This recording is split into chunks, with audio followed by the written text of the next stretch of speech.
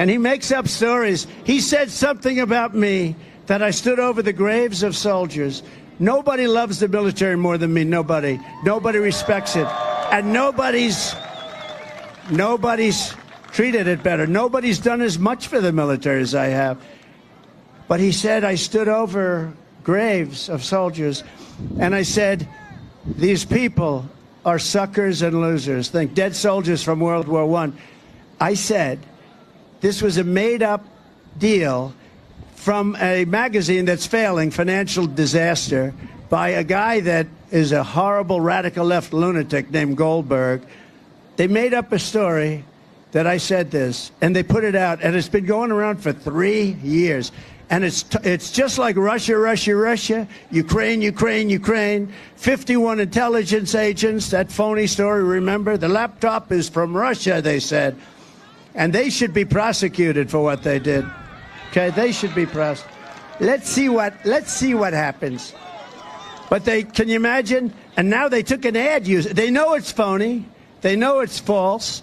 And now they took an ad using it. These are sick people. And I hope the military revolts at the voting booth and just says, we're not going to take it. They can say anything. They're a party of misinformation, disinformation, cheating on elections, open borders, high interest rates, and high taxes. That's all. And you can't get elected like that. So they make up stories, disinformation, a story like that. Think of it from a practical standpoint. I'm standing there with generals and military people in a cemetery, and I look at them, I say, these people are suckers and losers. Now, think of it. Unless you're a psycho or a crazy person or a very stupid person, who would say that anyway? But who would say it to military people, with military? Because as President of the United States, I would say if I made that statement, if I have generals here, if I have it, I would imagine that most of them would end up in a major fist fight with the president, okay? And you know what? I would have said it was okay in that one instance. They made up a story.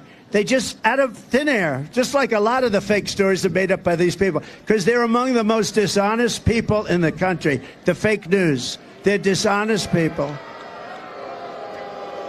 So they made up this story, and they go with it like I said it. And you know what? Some people believe it because they believe it. You know, they hear it from these people. They believe it. It's a shame. It's a shame you can get away with it.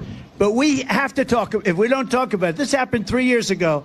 And my geniuses said, oh, sir, don't mention it because nobody believes. But it just never goes away. I got to mention it. I don't like mentioning it. But for me to say suckers and losers about people that died in World War I in front of military people, it's not a possibility you could say a thing like that. So it's a shame. It's a shame.